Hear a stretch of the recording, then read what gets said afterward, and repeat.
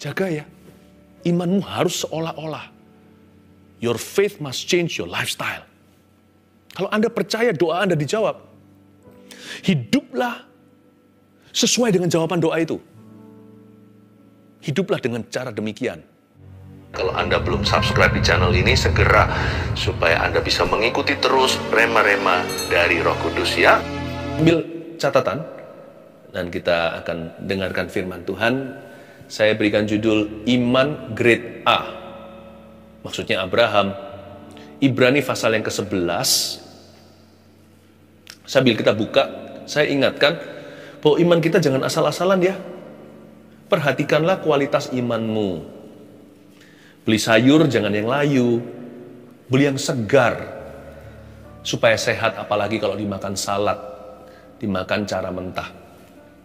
Beli daging juga. Daging kan ada grade-nya. Ada yang alot, yang keras sekali. Tapi ada yang wagyu. Kalau daging sih mahal. Tapi kalau firman itu for free. Karena itu imanmu jangan tanggung. Pastikan imanmu itu wagyu. Iman kita itu sungguh-sungguh. Kualitasnya diperhatikan. Jangan sampai setengah-setengah takaran. Iman itu jangan pura-pura. Iman itu juga jangan sampai kita itu tidak menentukan kualitasnya, tidak dipikirkan lagi kenapa kita beriman. Iman itu bukan teori. Iman harus segenap hati. Makanya itu saya berikan judul Iman Grade A. Supaya kita betul-betul mengalami yang terbaik dari Tuhan. Ibrani pasal yang ke-11 itu di Alkitab kita judulnya saksi-saksi iman. Ditulis di situ The Hall of Faith, bukan Hall of Fame. Kalau di Amerika, di Hollywood ada Hall of Fame, ada bintang-bintangnya, lalu setiap nama-nama bintang film yang legendaris ditulis di sana. Ya. Tuhan juga punya, tapi bukan Hall of Faith, Hall of Fame, tapi Hall of Faith. Tuhan mencatat orang-orang yang merupakan saksi-saksi iman. Mereka lah orang-orang yang menorehkan sejarah dalam kehidupan orang lain dan dalam kerajaan Allah. Dan Tuhan mau melakukan yang sama dengan Anda.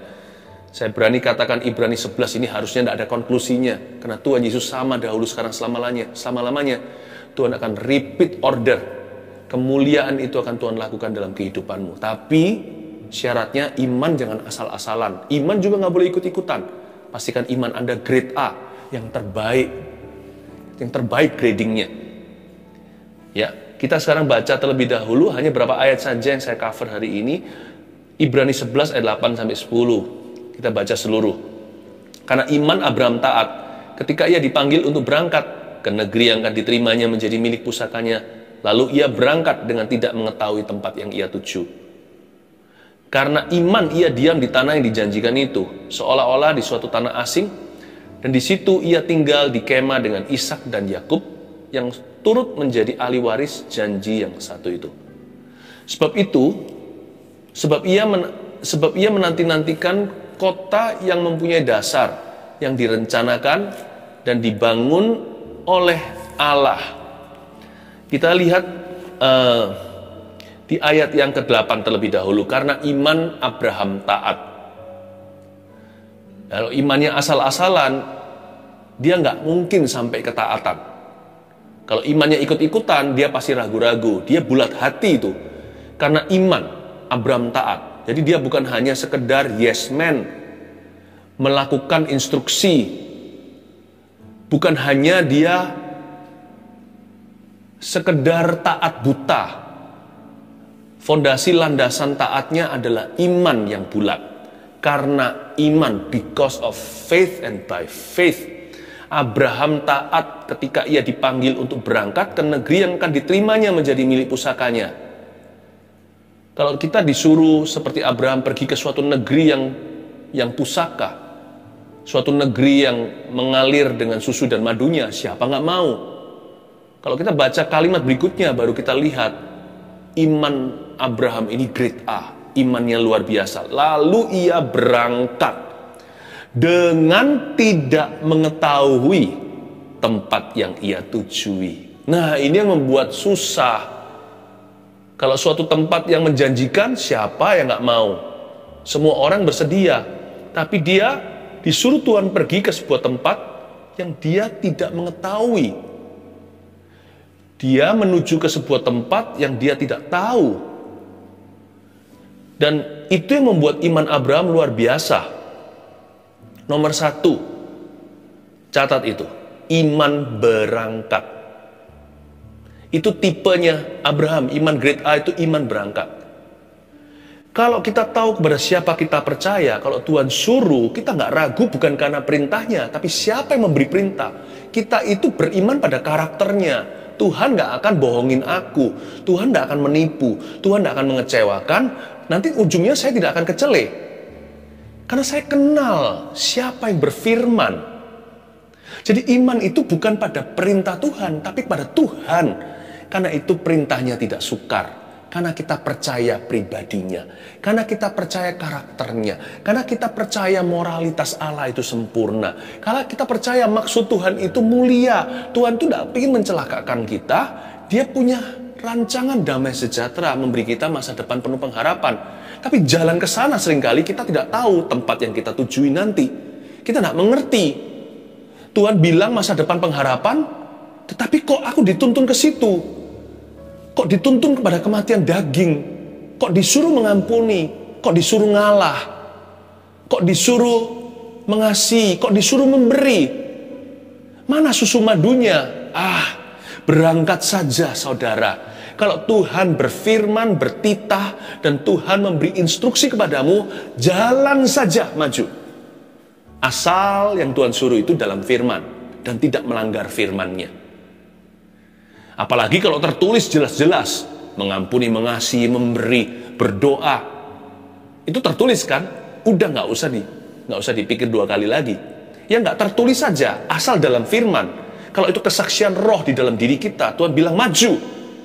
Atau Tuhan berkata tunggu. Apalagi kalau diberikan konfirmasi peneguhan-peneguhan, baik lewat kejadian atau lewat orang lain. Sebab kalau Tuhan mau melakukan sesuatu dalam hidupmu, Tuhan tidak akan membiarkan Anda meraba-raba, apalagi meraba-raba dalam kegelapan. Tuhan pasti memberikan rambu-rambu dan tanda-tanda. Tuhan akan melakukan sesuatu tanpa terlebih dahulu memberitahu para nabi. Bukan berarti kita disuruh cari nubuatan kemana-mana atau cari nabi dan nabi, ya bukan. Suara Tuhan itu seperti nabi bersabda, pasti ada peneguhan. Tuhan kalau bilang sama kita sesuatu asal dalam firman, tidak melanggar firman Tuhan. Tuhan gak pernah suruh kita berzina, Tuhan tidak suruh kita membunuh, Tuhan tidak pernah suruh kita korupsi, karena firman Tuhan berkata, di 10 perintah Allah jangan mencuri. Tapi kalau itu dalam firman, dan itu spesifik untuk hidupmu, tidak tertulis di Alkitab, kuliah di mana, sekolah apa, disuruh ngambil kedokteran. Kita doa rasa seperti ada kerinduan, kok memang Tuhan taruh itu ya? Gak pernah pupus niat itu. Kalau Tuhan taruh itu sebagai kesaksian di dalam hatimu, pegang teguh. Iman itu perlu langkah kaki. Ternyata iman itu bukan teori.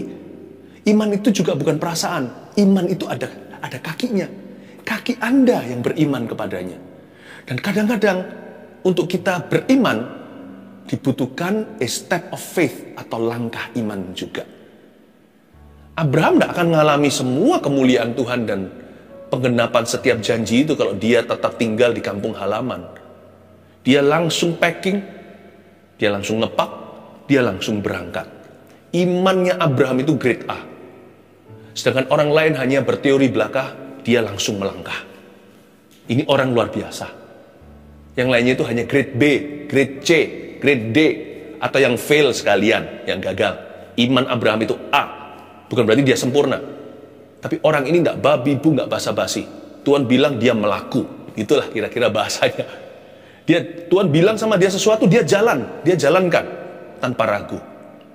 Apakah iman Abraham selalu benar? Ya enggak. Kalau Anda baca soal Hagar, tetapi orang ini kalau sama Tuhan tidak membantah. Imannya iman berangkat.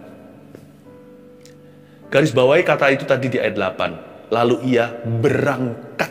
Garis bawahi kata berangkat dengan tidak mengetahui tempat yang ia tujuhi. Ada satu lagu bahasa Inggris yang saya dulu suka nyanyikan waktu saya baru terima Tuhan. Trust and obey, for there's no other way to be happy in Jesus. You must trust and obey. Trust and obey, for there's no other way to be happy in Jesus. You must trust and obey. Supaya kita bisa bahagia dalam Tuhan, mengalami janjinya. Gak ada jalan alternatif sih, gak ada jalan tikusnya. Just trust and obey. Dengan iman percaya dan taat melangkah. Melangkah di sini bukan dengan coba-coba, sekalipun Abraham gak tahu destinasi akhirnya. Tapi Tuhan selalu tuntun dia, berapa kilometer ke depan, sudah jelas dulu. Dia gak bisa lihat sampai ujungnya, dituntun tuh perlahan-lahan. Saya gak tahu apa yang terjadi 3 tahun akan datang. Tapi saya tahu, rencana saya minggu depan. Saya serahkan ke Tuhan dengan banyak mempertimbangkan di dalam hati apa yang merupakan kehendak Tuhan. Saya jalankan sesuai dengan nurani yang bersih. Saya tahu apa yang saya mau lakukan bulan depan. Saya tahu apa yang saya mau lakukan esok hari, sekalipun saya tidak tahu apa yang akan terjadi. Iman kita itu harus action. Harus beraksi. Tanpa action, iman itu mati. Yang kedua, ayat 9. Karena iman, ia diam di tanah yang dijanjikan itu. Ini sudah sampai nih ceritanya nih. Dia sampai ke tanah perjanjian. Seolah-olah di suatu tanah asing. Sekali lagi saya ulang dari awal. Karena iman, Abraham diam di tanah yang dijanjikan itu. Seolah-olah di suatu tanah asing. Dan di situ ia tinggal di kemah dengan Ishak dan Yakub yang turut menjadi ahli waris janji yang satu itu. Garis bawahi kata seolah-olah. Nomor 2, iman seolah-olah. Ceritanya Abraham nyampe nih. Dia sampai di the promised land atau tanah perjanjian. Tapi waktu dia sampai di situ, dia nggak gaya-gaya. Ini punya aku, Tuhan bilang begitu. Enggak, dia hidupi sehari-hari dulu. Seolah-olah sebagai seorang asing di tanah itu. Padahal Tuhan sudah berikan ke dia. Tapi dia nggak sok-sokan. Nggak sok-sokan ceritanya.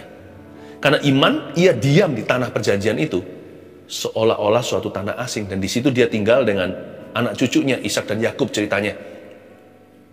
Iman seolah-olah. Iman seolah-olah ini gak bisa kita hanya begini. Action. Setelah action, langsung nyampe. Enggak sih. Setelah kita itu beraksi, melangkah, kita dapat semua. Gak tentu juga. Iman itu perlu ketekunan. Disinilah di stage atau di level ini, iman seolah-olah dia hadir, dia sampai di sana, lalu ada banyak adaptasi yang harus terjadi, so much adjustment. Segala sesuatu baru. Dia sebelumnya di tanah kelahirannya, sekarang di tanah perjanjiannya. Dua hal itu berbeda. Abraham itu, dia itu berasal dari negeri penyembah berhala. Tetapi sekarang dia dipindah ke tanah perjanjian. Ada banyak sekali penyesuaian yang terjadi. Dan Abraham harus membaharui akal budi. Waktu dia di sana, dia harus mengingatkan dirinya sekalipun sehari-hari dia hidup sebagai orang asing. Kan dia nggak boleh seenaknya tempat ini tempat gua. Kan ada prosesnya untuk dia bisa memenangkan tanah perjanjian. Nanti sampai Yosua. Tetapi sekarang dia harus mulai bercokol di sana. Mungkin mulai bercocok tanam. Dia mulai bangun infrastruktur kehidupan yang baru di situ, yang orang-orang situ anggap dia itu orang yang sangat beda dengan mereka. Yang lain menyembah berhala, dia menyembah Allah Israel. Ada banyak fondasi yang harus dibangun, tapi dia nggak boleh hilang visi. Karena iman itu memang ketekunan sih. Iman seolah-olah itu membuat dia harus terus tiap hari secara sengaja memberitahu diri, aku memang orang asing di sini. Tapi aku juragan tanah. Tuhan berkata, tempat ini milikku dan keturunanku. Jadi dia harus selalu mengingatkan dirinya. Pembaharuan akal budi terjadi. Tiap hari dia harus renungkan firman yang dia pernah dengar. Keturunanmu akan jadi berkat. Sebanyak bintang di langit. Sedangkan dia masih belum punya anak waktu itu. Sampai umur 100 tahun dia menunggu. Bahkan tidak ada anak satu. Anak perjanjian itu belum diberikan. Ishak namanya. Dia harus mengingat terus. Iman seolah-olah itu dia bukan pura-pura. Dia harus hidup di dalam dua dunia. Satu dunia realita. Di dalam realita dia tidak lihat janji Allah digenapi apa-apa. Tapi satu lagi di realita janji. Iman itu adalah bukti segala sesuatu yang kita, dasar dari segala sesuatu yang kita harapkan. Dan bukti dari segala sesuatu yang belum kita lihat. Dia harus seolah-olah sudah memperoleh itu. Wow, luar biasa. Otomatis apa yang terjadi? Iman Abraham akhirnya mengubah gaya hidupnya. Mungkin pada waktu Tuhan bicara sama dia, kamu akan punya anak di tanah perjanjian ini. Nanti kamu akan menjadi bapak bangsa-bangsa. Keturunanmu jadi berkat. Umur udah 90 sekian, dia berkata, mana anak saya? Tapi dia berbuat seolah-olah segera dia punya anak. Mungkin dalam bahasa modernnya ini ilustrasi saja. Mungkin dia mulai beli dan baca buku-buku parenting. Mungkin dia mulai terima pengajaran-pengajaran gimana membesarkan anak. Anak pun belum punya. Tapi dia seolah-olah akan punya anak. Memang sih, kalau Tuhan bicara, Tuhan tidak pernah gagal. Anak pasti akan datang. Tapi dia harus masuk ke dalam dia harus masuk dalam sebuah kondisi hidup yang dia terjepit di tengah antara realita dan janji yang belum digenapi. Dan dia harus bertindak seolah-olah janji itu sudah digenapi. Nama pun diubah dari Abram menjadi Abraham, yang artinya bapak bangsa-bangsa. Mungkinkah dia sudah mulai siapkan rumah untuk anaknya? Mungkinkah dia mulai berpikiran sebagai seorang ayah? Dia mulai pikirkan nanti anaknya mau sekolah di mana. Imannya seolah-olah dia sudah jadi ayah. Karena itu, ini penting sekali. Kalau Tuhan pernah berbicara dalam hidupmu, Tuhan mau memakai Anda, bertindaklah, berbuatlah seolah-olah 1001 mata memandang Anda, sekalipun belum satu orang pun mengenalmu. Kalau Tuhan berkata bahwa pernikahanmu akan bahagia suatu hari, jagalah kekudusan itu waktu pacaran, bahkan sebelumnya kita latihan, supaya jangan sampai kekudusan itu dicemari. Berbuatlah seolah-olah pernikahanmu itu akan menjadi berkat, keturunanmu akan diberkati. No, aku tidak akan jatuh di dalam dosa seks. Saya bertindak seolah-olah pernikahan saya akan diberkati. Memang sih, kalau Anda percaya, terjadilah. Kalau Tuhan berkata kepada Anda, nanti karirmu itu akan sungguh-sungguh diurapi oleh Tuhan. Jangan asal-asalan sekolah. Bertindaklah seolah-olah sudah jadi orang sukses. Padahal masih di bangku sekolah ini. Di area inilah banyak orang yang imannya diuji apakah sekedar teori atau dia serius sekali. Iman yang tidak mengubah gaya hidup seseorang, lifestyle-nya tidak berubah gara-gara imannya, itu iman adalah tong kosong nyaring bunyinya. Tidak ada kuasa di dalam.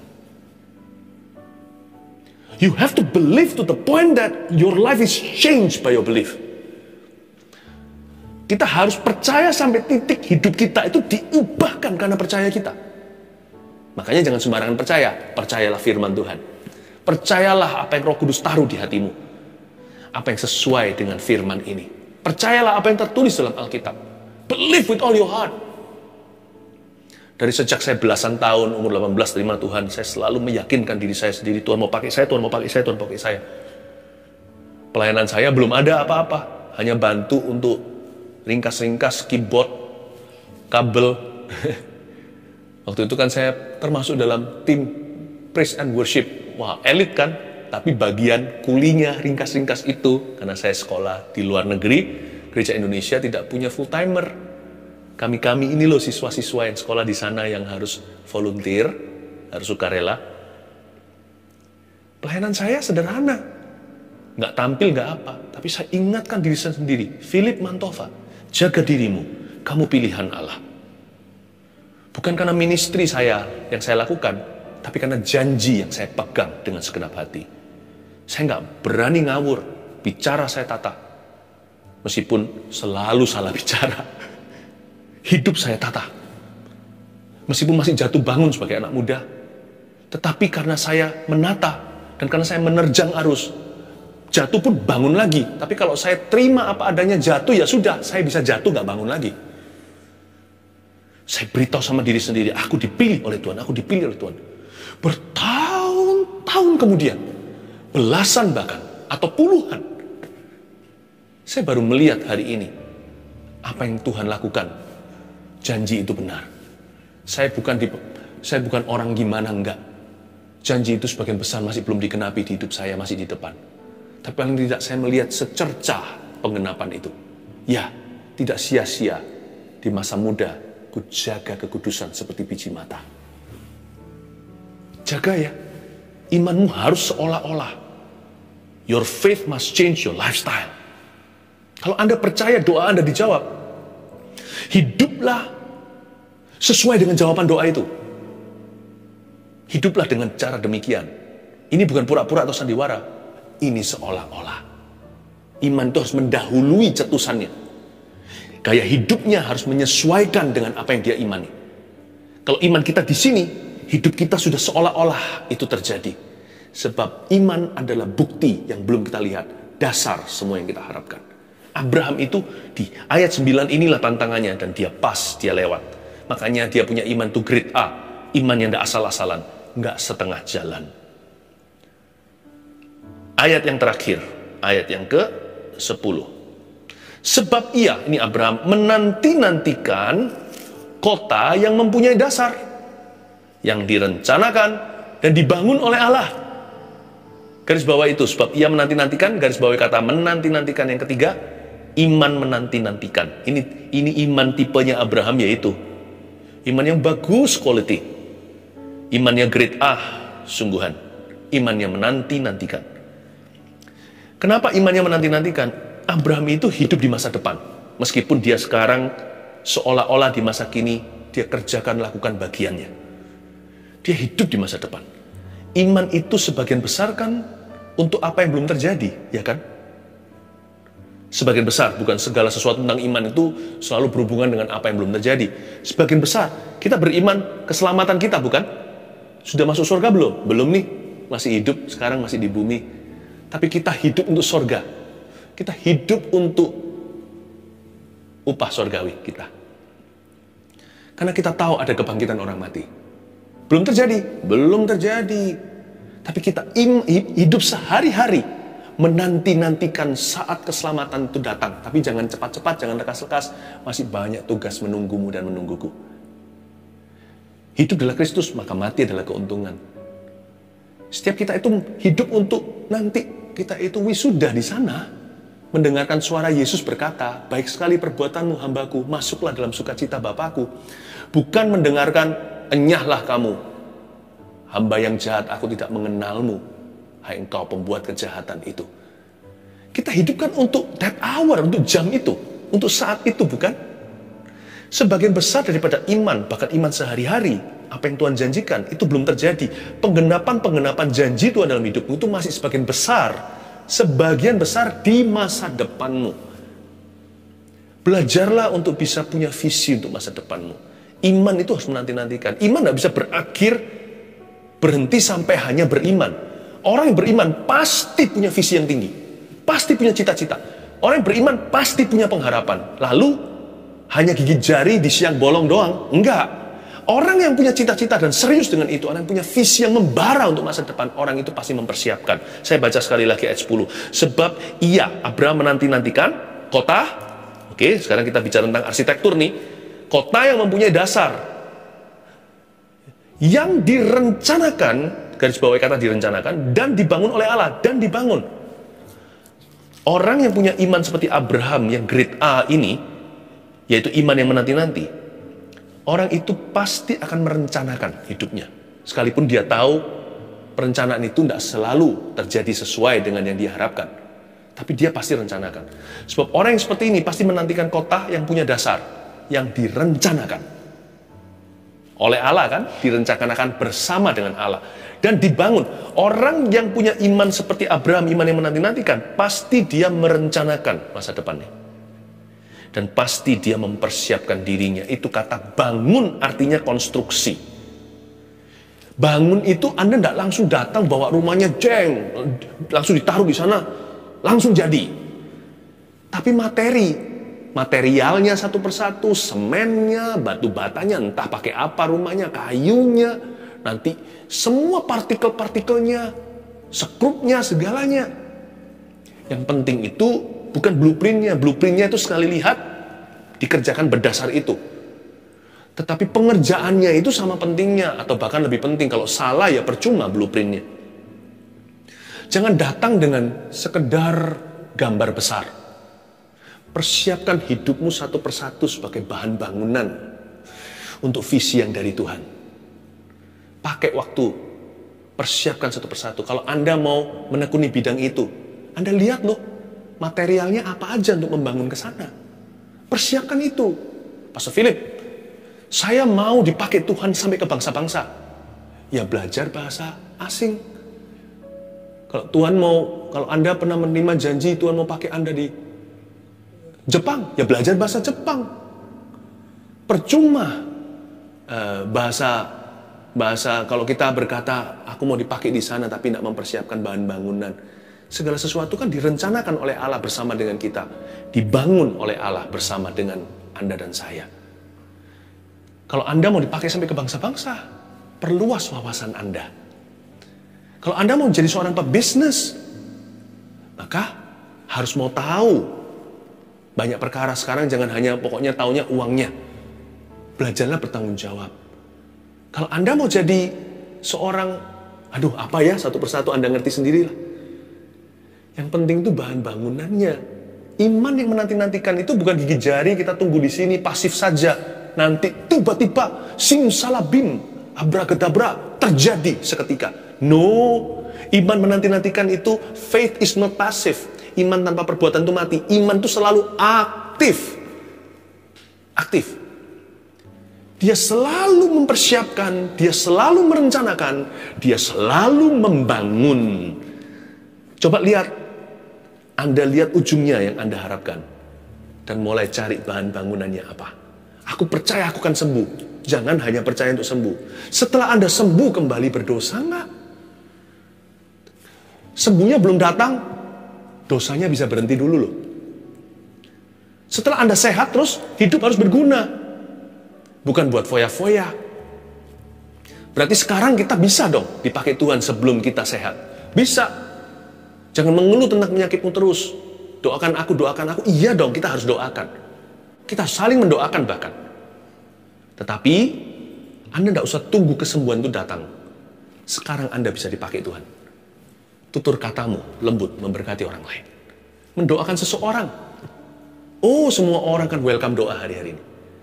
Jangan tunggu Anda sembuh. Berguna dulu. Sambil menantikan kesembuhan. Sambil berdoa kota yang dibangun oleh Tuhan. Itu dia yang Tuhan harapkan. Jangan lupa iman grade A itu apa aja? Tipe Abraham kualitas Abraham. 1, iman berangkat. 2, iman seolah-olah. 3, iman menanti-nantikan. Saya yakin mujizatnya pasti akan terjadi. Tidak ada yang mustahil bagi Tuhan Yesus. Haleluya. 1 Petrus 4 ayat 7. Kesudahan segala sesuatu sudah dekat. Karena itu, kuasailah dirimu dan jadilah tenang, supaya kamu dapat berdoa. Saudara yang terkasih, terima kasih telah mendengarkan firman Tuhan hari ini. Jangan lupa untuk dukung terus channel ini dengan cara subscribe, like, share, dan juga komen. Agar saudara kita yang lain juga boleh terberkati. Tuhan Yesus memberkati kita.